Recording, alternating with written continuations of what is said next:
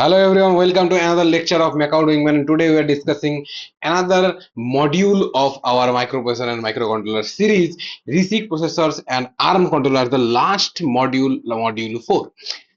তো এই ইউনিটে আমরা আজকে ডিসকাস করতে যাচ্ছি কিন কিন টপিক গুলো দেখে বুঝতে পারছো যে রিসিক প্রসেসর আর আর্ম কন্ট্রোলার মেইনলি আমরা ডিসকাস করতে যাচ্ছি। তো রিসিক প্রসেসরটা কি জিনিস, আর্ম কন্ট্রোলারটা কি জিনিস, আসা শুরু করি। তো রিসিক প্রসেসরস বলতে আমরা সিম্পলি ডাইরেক্টলি বুঝি যে রিসিক প্রসেসরস মানে আমাদের দুটো রকম প্রসেসর জেনারেলি হয়। আমাদের প্রথমে হিস্টোরি জানতে হবে, রিসিক প্রসেসরের হিস্টোরি। রিসিক আর রিসিকের মানে হচ্ছে দু রকম প্রসেসর জেনারেলি আমাদের কাছে হয়। মানে ডিজাইনের, এটা হচ্ছে একটা ডিজাইনের ফিলোসফি যে কি হবে আমার একটা প্রসেসর আমি ডিজাইন করব। মানে আমার প্রসেসরে কেমন কেমন ইনস্ট্রাকশন সেট থাকে, আমরা অলরেডি দেখেছি ইনস্ট্রাকশন সেট, অনেকগুলো ইনস্ট্রাকশন সেট আছে। আর আমার একটা প্রসেসরের মধ্যে কতগুলো ইনস্ট্রাকশন সেট থাকবে, মাল্টিপল ইনস্ট্রাকশন সেট থাকবে, একটা সিঙ্গেল অপারেশনের জন্য মাল্টিপল ভাবে থাকবে, নাকি একটু সিম্পলিফাইড যাতে লোকজন বুঝতে পারে মনে রাখতে পারে এরকম একটা ভার্সন থাকবে। অবভিয়াসলি আমরা চাবো যে লোকজন যেন বুঝতে পারে, একটু কম হলেও একটু যেন ইজি টাইপের হয়, সেরকম একটা আমরা চাইবো। তো সেটাই হচ্ছে রিসিক আর কিসিক টাইপের আমার ডেভেলপমেন্ট হয় মাইক্রো প্রসেসরের, যে একটা একটা কমপ্লেক্স ইনস্ট্রাকশন সেট হয়, আর একটা হচ্ছে আমার রিডিউসড ইনস্ট্রাকশন সেট কম্পিউটার হয়। এটাই হচ্ছে সিম্পলি কিসিক আর রিসিক। ঠিক আছে। তো about 20% instructions are used in 80% of time। আমরা যখন কিসিক ইউজ করছি, মানে কমপ্লেক্স ইনস্ট্রাকশন সেট করছি, তখন আমরা কি দেখলাম যে আমাদের 20%-এরও কম ইনস্ট্রাকশন বারবার ইউজ হয়। তো ঠিক আছে, মানে এই এতগুলো কমপ্লেক্স ইনস্ট্রাকশন বানায় আমার কোনো লাভ নেই। তো আমরা এটা দেখলাম। তো সেই জন্য কি করলো, complex instruction are made hardware very complicated. তো সেই কমপ্লেক্স ইনস্ট্রাকশন রান করার জন্য হার্ডওয়্যার কমপ্লিকেটেড লাগে, কমপ্লিকেটেড হার্ডওয়্যার আমার স্লো হবে। তো এই সমস্যা, তো এর থেকে বদলে আমার কি করা হলো, তারপরে আসলো হচ্ছে রিসিক আর্কিটেকচার। রিসিক আর্কিটেকচার কি বললো, যে আমরা small highly optimise set of instruction use করি। মানে অল্প অল্প ইনস্ট্রাকশন ইউজ হবে, অল্প অল্প কাজ হবে, কিন্তু সব কাজ যেন ঠিকঠাক হবে, মানে সিঙ্গেল ক্লক সাইলে এক্সিকিউট হয়ে যাবে। তো এরকম যখন আমরা ইনস্ট্রাকশন অ্যাড করলাম, আমার প্রসেসর কি হলো, প্রসেসরে কিন্তু ডিপলি পাইপলাইনিং এর মাধ্যমে হাই ক্লক ফ্রিকোয়েন্সি ইউজ করলাম। আমার প্রসেসরের যে কমপ্লেক্সিটি রিডিউস হলো, টাইম কনজিউম বেশি হলো, এফিসিয়েন্সি বেড়ে গেল না, মানে আমার স্টোরেজও কমে গেল, অনেক কিছু ভালো হলো আর কি। তো এই ক্ষেত্রে আমার কি কি রিসিক প্রসেসরে কি কি চেঞ্জ আসলো, ফার্স্ট হলো small and simple instruction set. আমার যে ইনস্ট্রাকশন গুলো আসলো সেগুলো এক্স্যাক্টলি ওয়ান ক্লক সাইকেলে আমার রান হয়ে যেত। তো খুবই লিমিটেড নাম্বার অফ ইনস্ট্রাকশন আমার এখানে ইন্ট্রোডিউস করা হলো। লোড স্টোর আর্কিটেকচার কি চেঞ্জ হলো, লোড আর স্টোর ইনস্ট্রাকশন অ্যাক্সেস মেমোরি। মানে লোড আর স্টোর দিয়েই আমি শুধুমাত্র আমার মেমোরি অ্যাক্সেস করতে পারবো, বাকি আমার যতগুলো আছে সেগুলো আমার বাদ দিতে হলো। All other operations like arithmetic and logic exclusively on registers. মানে আমরা এই যে অ্যারিথমেটিক এন্ড লজিক যে অপারেশন গুলো আছে, যেগুলো আমরা অলরেডি যেগুলো আমরা অনেক সময় আমরা মেমোরি থেকে নিয়ে অ্যাড করো, লো আমার মেমোরি অ্যাক্সেস করে মেমোরি থেকে ডাটা নিয়ে সেটা করো, মেমোরিতে একটা অ্যাড্রেসে ডাটা রাখা আছে সেই ডাটাকে নিয়ে কাজ করো, ওরকম করা হবে না। ডাইরেক্টলি ডাটাকে মেমোরি থেকে রেজিস্টারে আনো, রেজিস্টার থেকে ওটাকে অ্যাড করো। তো এইভাবে আমার ইনস্ট্রাকশন সেট করা হবে।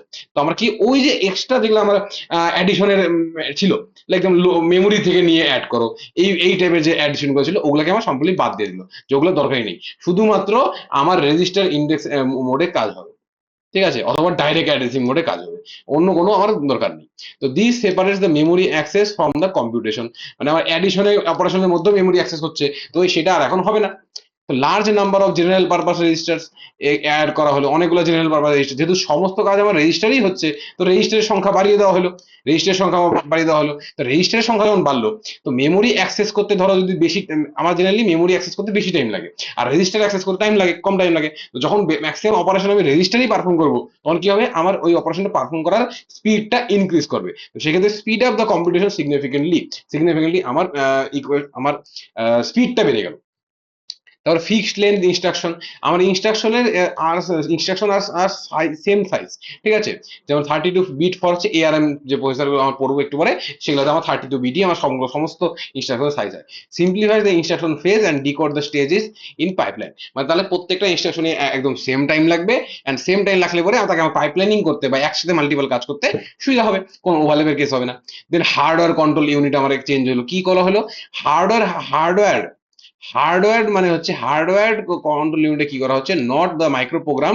হার্ডওয়্যার যে কন্ট্রোল ইউনিট আছে সেগুলো আমাকে ইউজ করা হলো, মাইক্রো প্রোগ্রামটা আমরা ইউজ করলাম না, আমরা এখানে হার্ডওয়্যার আমরা ইউজ করলাম। তো কন্ট্রোল সিগন্যাল আর generally directly hardware and logic making is faster than ROM based micro program approach. Micro প্রোগ্রামের ক্ষেত্রে আমার সে কি ক্ষেত্রে একটু মানে স্লোয়ার হতো, মানে প্রোগ্রামটাকে ফেচ করো, ডিকোড করো, তারপরে কাজ করবে। তাই এখানে হার্ডওয়্যার লজিক দিয়ে আমরা কাজ করতেছি, ডাইরেক্ট হার্ডওয়্যার লজিক। দেন পাইপলাইনিং আমরা এখানে করছি, পাইপলাইনিং করার জন্য মাল্টিপল টাস্ক আমরা একসাথে করতে পারছি। 3 স্টেজ পাইপলাইনিং হচ্ছে আমার ইন কেস অফ ARM7, ঠিক আছে? মানে ফেজ, ডিকোড আর এক্সিকিউট একসাথে একসাথে কন্টিনিউয়াসলি হচ্ছে, যার জন্য ডিপ অ্যান্ড এফিশিয়েন্ট পাইপলাইনিং হচ্ছে, যার জন্য আমাকে এক সাইকেলে আমার প্রত্যেকটা ইনস্ট্রাকশন রান হয়ে যাচ্ছে। বুঝতে পারলে? তো এবার হচ্ছে ফিউ অ্যাড্রেসিং মোড হচ্ছে, মানে আমরা কি শুধুমাত্র অল্প কিছু অ্যাড্রেসিং মোড করতে পারছি, এটা আমি আগেও আলোচনা করলাম যখন এখানে বললাম যে জেনারেল পারপাস রেজিস্টার হচ্ছে। তো জেনারেল পারপাস যখন রেজিস্টার হবে শুধুমাত্র মানে রেজিস্টার অ্যাড্রেসিং মোড বা ইনডাইরেক্ট যেটা ইন্ডিপেন্ডেন্ট যেটা ডাইরেক্ট অ্যাড্রেসিং মোড সেগুলোই হবে। তোমার ওই আমার মেমোরি লোকেশনে গিয়ে ওখান থেকে ডাটা নিয়ে কাজ করো, ওই সব আর হবে এখন হবে না। নেক্সট হচ্ছে সিঙ্গেল সাইকেল এক্সিকিউশন হচ্ছে, সেটা আমরা এখানেও দেখলাম একটা সিঙ্গেল ক্লক সাইকেলে সমস্ত এক্সিকিউশন হচ্ছে, বিকজ অফ আমার পাইপলাইনিং এর জন্য অনেক টাইম কম লাগছে, এই আর কি। তো এবার রিসিক আর কেসিকের মধ্যে কম্পারিজন তো আমরা অনেক দেখলাম কিভাবে কি চেঞ্জ হচ্ছে। তো এখানে কম্পারিজন আমরা দেখতে আমরা অবশ্যই দেখলাম যে এটা আমার দেখা দরকার নেই। নেক্সট হচ্ছে আমরা যেদিকে যাব সেটা হচ্ছে আমাদের কিসিক পাইপলাইনিং। রিসিকের পাইপলাইনিং ফিচারটা সম্পর্কে ভালো করে দেখবো। তো পাইপলাইনিং এ হচ্ছেটা কি, পাইপলাইনিং এর কেসটা হচ্ছে কি, আমার পাইপলাইনিং এ সবার প্রথমে এই যে ফেজ, যখন ফেজটা কমপ্লিট হয়ে গেল তারপরে আবার নেক্সট ফেজ স্টার্ট হয়ে যাবে এন্ড ওইটা ডিকোড হয়ে যাবে। তো ডিকোড আর ফেজ একসাথে হবে। তারপরে যখন এটার ফেজ হয়ে গেল তখন একটা নতুন ফেজ স্টার্ট হবে। এটা যখন ডিকোড হয়ে গেল তখন ওই যেটা ফেজ হলো একটু আগে সেটা ডিকোড স্টার্ট হবে, আর তার সাথে সাথে তার এক্সিকিউশনও স্টার্ট হয়ে যাবে। তো কন্টিনিউয়াসলি আমার একসাথে তিনটা কাজ রান করতে পারবে, মানে ফেজ, ডিকোড আর এক্সিকিউট তিনটা একসাথে রান করার ক্যাপাবিলিটি রাখবে আমাদের ARM3 স্টেজ পাইপলাইনিং প্রসেস। তো এইখানে দেখতে পাচ্ছ নর্মালি যদি এটা রান করতাম তাহলে 1 2 3 1 2 3 1 2 3 3 দীক্ষা 9, তাহলে 9টা সাইকেল আমার লাগতো, জেনারেলি 9টা সাইকেল লাগতো। বাট ইন কেস অফ এই পাইপলাইনিং কি হচ্ছে, একসাথে একটা দুটো তিনটে দুটো একটা রান করাতে আমার 5টা সাইকেলেই কাজটা হয়ে যাচ্ছে। মানে 9 থেকে 5টা সাইকেলেই আমার এখন কাজ হয়ে যাচ্ছে। কতটা কম সাইকেল লাগছে, কতটা কম টাইম লাগছে, রাইট? 3টা সাইকেলের টাইম বাঁচাতে পারছি। তো এইভাবেই কাজ হচ্ছে। তো এই ক্ষেত্রে ফেচ, ডিকোড আমরা অলরেডি জানি কি স্টেজ হচ্ছে। এবার এখানে দেখো তো এইখানে ঋষিক আর কিচিকের টেবিলটা হঠাৎ করে মাঝখানে কেন এসেছে জানি না, এটা তো আমার এইখানে আসার কথা ছিল। তো যাই হোক, যা আছে আছে, তোমরা এভাবে একটু পড়ে নিবে। এখানে ঋষিক আর কিচিকের মধ্যে ডিফারেন্স এখানে লেখা আছে। নেক্সট আমাদের এখানে আমরা বুঝলাম ঋষিক কিচিক বুঝলাম, পাইপলাইনিং বুঝলাম। নেক্সট হচ্ছে আমাদের আর আর মাইক্রো কন্ট্রোলার ইনস্ট্রাকশন আমরা এখানে দেখবো। তো আর মাইক্রো প্রসেসর বলতে আমরা কি বুঝি, আর মাইক্রো প্রসেসর বলতে বোঝায় অ্যাডভান্সড রিসিক মেশিন। মানে এই যে রিসিক আমরা দেখলাম যে এই রিসিকেরই অ্যাডভান্স রিসিক মেশিন, তাকে সিম্পলি ARM বলি। অরিজিনালি এটাকে বলা হয়তো অ্যাকর্ন রিসিক মেশিন, এই অ্যাকর্নের বদলে বর্তমানে এখন বলা হয় অ্যাডভান্সড। তো ARM হোল্ডিংস যেটা আছে, কেনব্রিজ এর ARM হোল্ডিংস, ওরা এই ডিজাইনটা বানিয়েছিল। তারা লাইসেন্স বার করেছে এন্ড ম্যানুফ্যাকচার এখন করে। কি ম্যানুফ্যাকচার করেছে তারা, এই যে টেক্সাস ইনস্ট্রুমেন্টস যেগুলো আছে, এসটি মাইক্রো ইলেকট্রনিক্স যেগুলো আছে, NXP সেমিকন্ডাক্টরস যারা আছে, ATM মাইক্রো ম্যাক্রো চিপ যারা আছে, স্যাম সিরিজ, তারপরে স্যামসাং এন্ড কলকমের অ্যাপেল, এরা মোবাইল এসওসি তৈরি করছে। এই সব কিছুতে এখন আমাদের কি এই ARM যেটা প্রসেসর আছে, এই প্রসেসর এখন সবগুলোতে ডিভাইসই আমাদের আজকাল ইউজ হচ্ছে। তো ARM does not manufacture chip, but এরা কি প্রসেসর আইপি লাইসেন্সিং কোম্পানি আছে। মানে এরা কি করে, ARM যেটা আছে এর অ্যাডভান্স যেটা মাইক্রো প্রসেসর যেটা আছে, মাইক্রো প্রসেসর লাইসেন্সিং করে। হ্যাঁ ঠিক আছে, তুমি এই লাইসেন্স বানাতে পারো, তুমি এই নতুন ডিজাইন করেছো, তুমি এটা বানাতে পারো। ওরা লাইসেন্সিং কোম্পানি, বুঝতে পারছো? তো ARM প্রসেসর ফ্যামিলিজ কি বলছে, ARM প্রসেসর আমার কি আছে, ARM প্রসেসরে জেনারেলি আমার ফ্যামিলিতে কই যে ARM7, ARM9, ARM11, তারপরে Cortex M, Cortex A, Cortex R, এই যে এই কটা ফ্যামিলিতে আমার এখানে আছে। তো এবার ARM7 যেটা আছে, ARM7 এর মধ্যে কি হয়, এটা জেনারেলি আমার মাইক্রো কন্ট্রোলার লেগেসি এমবেডেড সিস্টেমের জন্য ইউজ করা হয়। ARM9 জেনারেলি আমার ফিচার ফোন বা ইন্ডাস্ট্রিয়াল কন্ট্রোলের জন্য ইউজ করা হয়। ARM11 যেটা আমার স্মার্টফোন বা প্রি কর্টেক্স এরা ইউজ করা হয়। কর্টেক্স এম যেটা আছে আজকালকার আইওটি এমবেডেড সিস্টেম ইউজ করা হচ্ছে। কর্টেক্স এ আমার লিনাক্স এন্ড অ্যান্ড্রয়েডের যে অ্যাপ্লিকেশনের প্রসেস, সেই প্রসেসটা রান করার জন্য ইউজ করা হয়। কর্টেক্স আর যেটা আছে, কর্টেক্স আর আমার real time system like automotive বলো, স্টোরেজ বলো, সেখানে আমার কর্টেক্স আর সিস্টেম ইউজ করা হয়। না এই এআরএম প্রসেসরের যেটা প্রসেসরের অ্যাপ্লিকেশন কি রয়েছে, অ্যাপ্লিকেশন সিম্পলি আমরা এগুলি দেখলাম যে mobile tablet iPad embedded system, automobile industry, industrial automation, এইসব গেল, মেডিসিন বলো, নেটওয়ার্ক বলো, এগুলো সবকিছু তো আছে, এগুলো তো পড়বা, রিডিং মারবা কিছু। মেইন যেটা করতে হবে সেটা হচ্ছে এআরএম এর আর্কিটেকচার। এআরএম আর্কিটেকচারে মামলা কি আছে, এআরএম আর্কিটেকচারে মামলা এটাই হচ্ছে যে রিসিক বেসড ডিজাইন এখানে আমরা দেখতে পারি। রিসিক আমরা অলরেডি বললাম কি ডিজাইন হয়, সেই রিসিক বেসড ডিজাইন এখানে দেখতে পারি আমরা। আর 32 বিট আর্কিটেকচার হয় এটা। 32 বিট আর্কিটেকচার মানে সিম্পলি এখানে 4 জিবি স্টোরেজ হবে, মানে 2 টু দি পাওয়ার 32, মানে 4 জিবি অফ মেমোরি আমার এখানে আমরা অ্যাক্সেস করতে পারবো। অল রেজিস্টার্স আর 32 বিটের, প্রত্যেকটা রেজিস্টারই আমার 32 বিটের হবে। মানে এক একটা রেজিস্টার, যেটা ধরো এই রেজিস্টার অ্যাকুমুলেটর যদি কত হবে, অ্যাকুমুলেটর নিজেই 32 বিটের হবে। তো এরকম একটা বিষয়। তো লার্জ রেজিস্টার ফাইল এখানে থাকবে, 16 ভিজিবল জেনারেল পারপাস রেজিস্টার থাকে, 16 আমার 16টা আমার জেনারেল পারপাস রেজিস্টার থাকে, আর 16টাই আমার 32 বিটের। তাহলে ভাবো কত কত কত বেশি আমার লার্জ রেজিস্টার ফাইল আমার কাছে থাকে। এবার কন্ডিশনাল এক্সিকিউশন হয় এখানে। This is an unique arm feature not present in most receive processor. Receive processor আমার যেটা থাকে না, জেনারেলি আর্ম ফিচারেই আমার এটা থাকে, যে arm instruction can be conditionally executed based on the state of condition. State of কন্ডিশনের উপর ডিপেন্ড করে আমার এক্সিকিউট হতে পারে। NZCV, এই এগুলো হলো বিভিন্ন ফ্ল্যাগ, এই ফ্ল্যাগের উপর ডিপেন্ড করে ও রান করবে কি করবে না সেটা করে। This avoid the short branches and improve the pipeline efficiency, আমার ইমপ্রুভ করছে। ঠিক আছে। তারপরে এখানে আর কি আছে, এখানে ব্যারেল শিফটার থাকে। ব্যারেল শিফটার কি করে, ব্যারেল শিফটার আমার সেকেন্ড এলইউ ইনপুট পাথ হিসেবে কাজ করে। ঠিক আছে, নো এক্সট্রা কস্ট, আমার এখানে কোনো সাইমেলটেনিয়াস শিফটের করার জন্য কোনো রকম এক্সট্রা কস্ট হয় না। তারপরে থাম ইনস্ট্রাকশন সেট থাকে, যেটা 16 বিট কমপ্লেক্স ইনস্ট্রাকশন সেট থাকে, যাকে আমরা থাম বলি। ঠিক আছে, এটা হচ্ছে approximately 30% compare to the arm state, reduce করে আমার কোড সাইজকে। তো এই হলো এটা এটা ভালো জিনিস। দেন হচ্ছে মাল্টিপল অপারেটিং মোড আমরা দেখতে পারি in case of ARM processor. এই ক্ষেত্রে জেনারেলি আমার 7টা মোড থাকে: user, FIQ, IRQ, service supervisor, abort, undefined and system. তো ইউজারে কি হয়, ইউজারে আমরা জেনারেলি আমরা ইউএসআর দিয়ে বলি। এই ক্ষেত্রে 10,000 বাইট এখানে বিটস থাকে মোডের ক্ষেত্রে। আর নর্মাল অ্যাপ্লিকেশন এক্সিকিউশনের জন্য আমাদের ইউজার মোড থাকে। তারপর এখানে আমি সুপারভাইজারের কথা বলি। সুপারভাইজারের ক্ষেত্রে আমার 10010 হয়, 11 হয়। এই ক্ষেত্রে আমার generally OS, kernel, software interrupt, এই সব কাজগুলো আমার এখানে হ্যান্ডেল করা হয়। তো প্রত্যেকটা জায়গায় আলাদা আলাদা কাজ রয়েছে, তোমার এখানে দেখবে এটা থিওরি পার্ট। ঠিক আছে।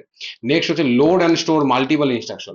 মাল্টিপল ইনস্ট্রাকশন আমরা একসাথে লোড করতে পারি, একসাথে স্টোর করতে পারি, এটা আমার এখানে কাজ হয়। ARM can load or store block of register in a single instruction. মানে একটা ইনস্ট্রাকশন পুরো ব্লক একসাথে নিয়ে কাজ করছে, লাইক 0 থেকে 07 আমরা একসাথে নেও অ্যান্ড হচ্ছে এলআর করে পি করে এসপি করে দাও, মানে কি পুশ করে দাও।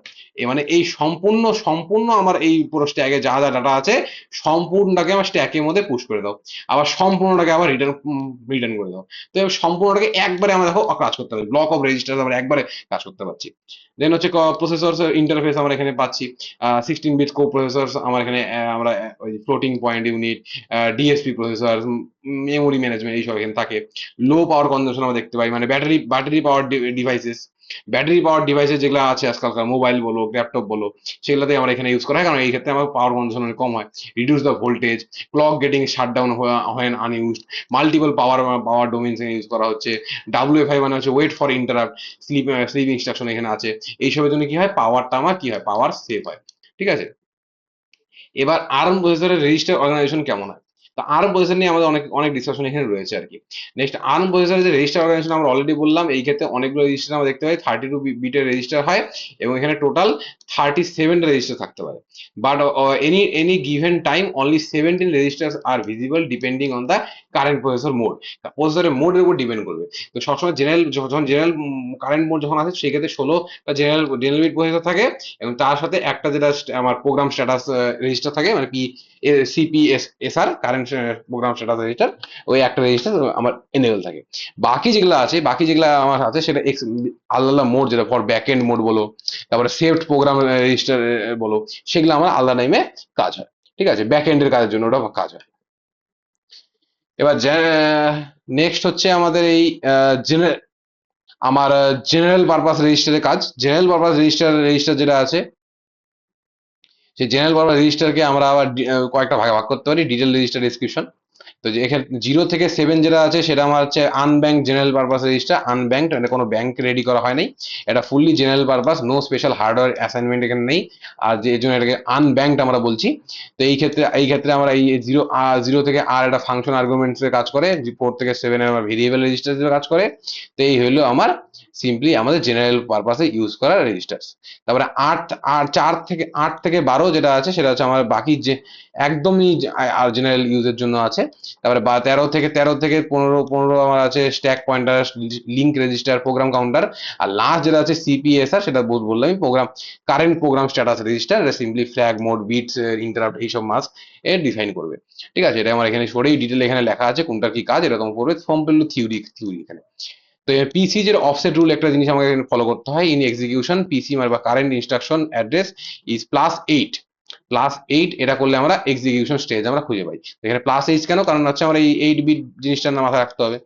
ঠিক আছে, কারেন্ট প্রোগ্রাম স্ট্যাটাস রেজিস্টার কাজ কি, যে সিপিএসআর আমরা বলতেছি। তো CPI register is a 13 bit 32 bit status register that record the state of processor it has. ঠিক আছে, তো এখানে প্রথম যে 3টা 4টা আছে, তার NZCB সেটা হচ্ছে কন্ডিশনাল ফ্ল্যাগ, তারপর আমার কিউ আছে, তারপর আমার রিজার্ভড কিছু থাকে। ঠিক আছে, তারপরে হচ্ছে রিজার্ভ আমার কাছে অনেক থাকে, কতগুলো মানে 8 থেকে 26 এটা সম্পূর্ণ রিজার্ভ থাকে। তারপরে IFT থাকে যেটা আমার ইন্টারাপ্টের জন্য, আর তারপরে এম থাকে যেটা হলো আমার কন্ট্রোল ফিল্ডের বা পুরো বাকি বাকি জিনিসগুলো এখানে আছে। তো এখানে ওইগুলোই সম্পর্কে এখানে ডিটেল আরো বলা আছে। এই NZCB এটা হচ্ছে নেগেটিভ, জিরো আর ক্যারি আর ওভারফ্লো ফ্ল্যাগ, এটা মোটামুটি তোমরা জানোই কি জিনিস, কোনটা কি কাজ করে। তো এটা এখানে বলা আছে। নেক্সট হচ্ছে আদার সিপিআর ফিল্ড যেটা আছে কমন এক্সিকিউশন কোডস এর জন্য, কন্ডিশনাল কমন এক্সিকিউশন কোড। আচ্ছা, আদার সিপিআর ফিল্ড যেটা আছে, আদার সিপিআর ফিল্ডের জন্য আমাদের এই যে ফিল্ড দেখতে পাচ্ছ, এটা আদার সিপিআর মানে কিউ যেটা আছে সেটা স্যাচুরেশন বোঝাবে, দ্যাট ইজ অ্যারিথমেটিক ইনস্ট্রাকশন যেটা আছে সেটা স্ট্রিক্টলি ক্লিয়ার বাই সফটওয়্যার। দেন হচ্ছে আইকিউ আর যেটা আই মানে আর কিউ আর ডিসেবল হবে, মানে আইকিউ যেটা আছে নর্মাল ইন্টারাপ্ট সেটা ডিসেবল করা যাবে। এফআইকিউ মানে হচ্ছে ফার্স্ট ইন্টারাপ্ট যেটা আছে সেটাকে রিকোয়েস্ট ডিসেবল করা যাবে। তারপরে থাম্বস্টেট আছে, থাম্বস্টেটকে এনেবল বা ডিসেবল করতে পারবো আমরা এটা দিয়ে। তারপরে বাকি যে এম এম যেটা থাকে, যেটা হচ্ছে 0 থেকে 4 মোড, সেটা হচ্ছে মোড বিট। এটা কি করে, আমার এনকোড এন্ড কারেন্ট প্রসেসরের মোড ডিসাইড করে, অনেকগুলো মোডে কাজ করতে পারে, সেই মোডগুলো ডিসাইড করি আমরা। তারপর আর্ম প্রসেসরের কন্ডিশন কোড যেটা আছে সেটা আমরা এখানে দেখতে পারি, এই যে ইকিউ থেকে এই যেটা আছে সেটা কোড হলো ডেফিনেটলি এইগুলো হলো কোড। এই কোডগুলো কোথায়, এই এম মোড যেটা আছে এই কোডটাকে ডিফাইন করবে। ঠিক আছে, এবার আর্ম মোডের ইনস্ট্রাকশন সেট কি কি রয়েছে, কি কি ইনস্ট্রাকশন আমরা কাজ করতে পারি। তো ইনস্ট্রাকশন গুলো এখানে বলা আছে, তো ইনস্ট্রাকশন সিম্পলি তোমরা পড়বে। ইনস্ট্রাকশনে বোঝানোর মতো কিছু নেই, তোমরা মোটামুটি দেখেই বুঝতে পারবে কি কাজ করবে। অলরেডি আমি 805 806 বুঝিয়েছি, তো এইখানে ইনস্ট্রাকশন বুঝতে আর কি আছে, তোমার দেখে বুঝতেই পারবে। ঠিক আছে, এবার এখানে ইনস্ট্রাকশনের বেসিসে তোমার এখানে কিছু প্রোগ্রামস দেওয়া আছে, সেটা তোমার এখানে আছে। নেক্সট হচ্ছে ARM অ্যাসেম্বলি প্রোগ্রামিং, কিছু এক্সাম্পলস এখানে আছে, তোমার এটা দেখবে। ঠিক আছে, এটা আমি অত ডিসকাস করছি না। যেমন এখানে এটা আমি বলে দিই, 16 বিট অ্যাডিশন ইউজিং হচ্ছে এডিসি। এখানে কি করছে, এখানে আমরা 32 বিটস বা 64 বিট অ্যাডিশন হচ্ছে। এখানে কি হয়, 64 বিট হচ্ছে, ধরো যে নাম্বারগুলো 32 বিটের থেকে বেশি হচ্ছে, মানে ধরুন প্রায় 64 বিট হচ্ছে, সেগুলো আমরা কি করতে পারি, সেগুলোর জন্য আমরা দুটো রেজিস্টার আমার ইউজ করতে হয়। দুটো রেজিস্টার ইউজ করে আমরা 32 স্টোর করবো, অ্যান্ড 32 স্টোর করে আমরা 64 পাবো। ঠিক আছে, তো এই তারপর সেটাকে আমরা এডিসি দিয়ে আমরা অ্যাড উইথ ক্যারি ইনস্ট্রাকশন দিয়ে আমরা অ্যাড করতে পারবো। মানে এই ক্ষেত্রে আমার 16 বিট অ্যাডিশন হবে, অপারেন্ড একটা 1 যেটা হবে সেখানে হায়ার বিটস গুলো স্টোর হবে, অপারেন্ড বি তে আমার লোয়ার বিটস গুলো স্টোর হবে, আর রেজাল্ট আমরা এই দুটো মিলে পাবো। ঠিক আছে, মানে রেজাল্টও আমার দুটো বিট মিলে স্টোর হবে, রাইট। তো এইভাবে অপারেন্ড এ হবে হচ্ছে ধর দুটো রেজিস্টার, অপারেন্ড বি হবে আবার দুটো রেজিস্টার, এবং সেটা স্টোর হবে আবার দুটো রেজিস্টারে, তো 6টা রেজিস্টার এখানে ইনভলভ হয়ে যাবে। তো এইটা এখানে ওই অপারেশন দেওয়া আছে, মুভ মুভ আর ওয়ান, তো এখানে lower bits higher bit store হবে, আর2 আর3 তে lower bits higher bits be store হবে। তো ওই বিটস গুলোকে আমরা আলাদা আলাদা ভাবে অ্যাড করবো।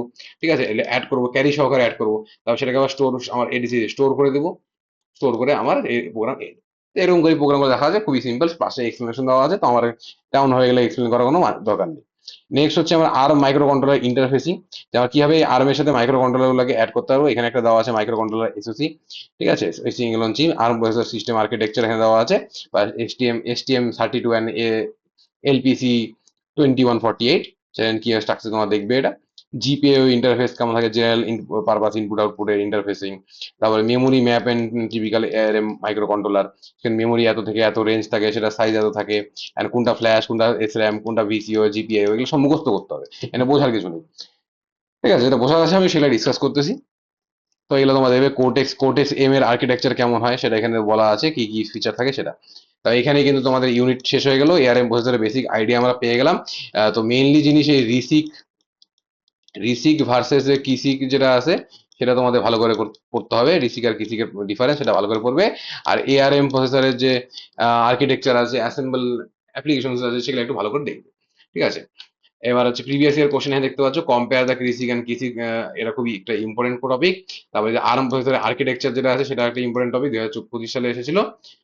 ঠিক আছে, এছাড়া যে আর্ম প্রসেসরের অ্যাপ্লিকেশন কি আছে, নিড ডায়াগ্রাম দিয়ে আমরা জেনারেল পারপাস রেজিস্টার সম্পর্কে বলবো আর্ম প্রসেসরের। তারপরে আর্ম প্রসেসরের কন্ডিশনাল ফ্ল্যাগ ডিফারেন্ট কি কি হয়েছে সেগুলো আলোচনা করো। এটা কিন্তু ইম্পর্টেন্ট কোশ্চেন, এগুলো আছে, এগুলো পরীক্ষা জেনারেলি আসে, যে জেনারেল পারপাস রেজিস্টার যেগুলো আছে সেগুলো দেওয়া আছে। ঠিক আছে, রেজিস্টার্স। তা কন্ডিশনাল ফ্ল্যাগ কি কি হয়, কন্ডিশনাল ফ্ল্যাগ সিম্পলি যে এনজেড সিভি যেটা আমি বললাম, সেই এনজেড সিভির কি কাজ এটা সেটা এখানে লেখা আছে।